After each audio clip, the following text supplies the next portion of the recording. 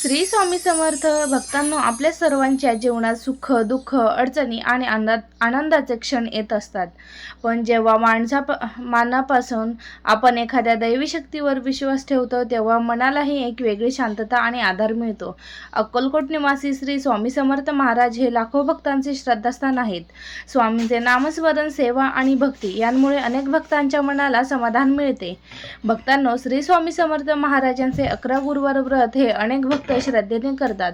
हे व्रत म्हणजे केवळ उपवास किंवा पूजा नाही, तर स्वामींच्या चरणी आपली श्रद्धा, विश्वास आणि भक्ती अर्पण करण्याचा सुंदर मार्ग आहे.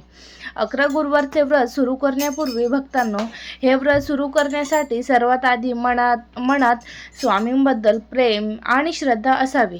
कोणत्याही एका गुरुवारपासून या व्रताची सुरुवात करता येते. सकाळी लवकर उठून घर स्वच्छ करावे, स्नान करून स्वच्छ कपडे घालावेत, मन शांत ठेवून स्वामींचे स्मरण करावे. देवघरात स्वामी समर्थ महाराजांचा फोटो किंवा मूर्ती ठेवावी. स्वामींना फुले, अक्षता अर्पण कराव्यात, दिवा लावावा, धूप दाखवावा आणि भक्तिभावाने पूजा करावी. भक्तांनो, स्वामींना सर्वात प्रिय गोष्ट म्हणजे भक्ताच्या मनातील खरी भावना. मोठी पूजा करण्यापेक्षा मनापासून केलेले नामस्मरण अधिक महत्त्वाचे मानले जाते. प्रत्येक गुरुवारी स्वामींचा जप करावा. श्री स्वामी समर्थ, श्री स्वामी समर्थ. स्वामी समर्थांची आरती म्हणावी, स्वामींच्या कथा ऐकाव्यात आणि आपल्या मनातील इच्छा स्वामींच्या चरणी अर्पण करावी. आपल्या श्रद्धेनुसार स्वामींना नैवेद्य ठेवावा. फळे, गोड पदार्थ किंवा घरात बनवलेले सात्विक पदार्थ प्रेमाने अर्पण करावेत. पुरणपोळीचा नैवेद्य स्वामी समर्थांना अत्यंत आवडीचा आहे. नैवेद्यापेक्षा त्यामागील भक्ती आणि भावना महत्त्वाची असते. भक्तांनो, या काळात मनात चांगले विचार ठेवण्याचा प्रयत्न करावा. कोणाबद्दल वाईट भावना ठेवू नये.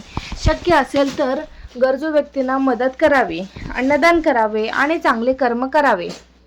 उपवास करायचा असल्यास तो आपल्या आरोग्यानुसार करावा. भक्तीने शरीराला त्रास देणे नाही, तर मनाला स्वामींच्या भक्तीत जोडणे महत्त्वाचे आहे.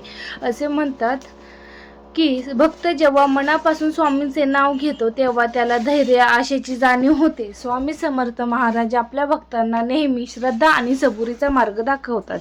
जीवनात संकटे आली तर निराश न होता स्वामींचे नाम घ्यावे, कारण विश्वास असला की मनात संकटांशी सामना करण्याची शक्ती. 11 गुरुवार हा व्रताचा विशेष दिवस मानला जातो. त्या दिवशी स्वामींचे विशेष पूजा करावी. स्वामींना नैवेद्य दाखवावा. आरती करून स्वामींचे आभार मानावेत. आपल्या कुटुंबाच्या सुखासाठी, आरोग्यासाठी आणि सर्वांच्या कल्याणासाठी प्रार्थना करावी. प्रसाद वाटावा आणि स्वामींचे नामस्मरण करत हा पवित्र संकल्प पूर्ण करावा.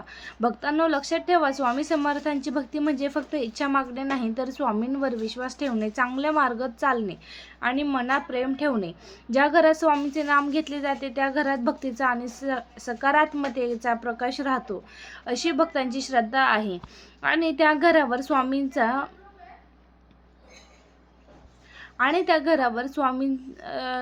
आशीर्वादही कायम राहतो. चला शेवटी सर्वजण प्रेमाने म्हणूया, अनंत कोटी ब्रह्मांड नायक राजाधिराज योगीराज श्री स्वामी समर्थ महाराज की जय.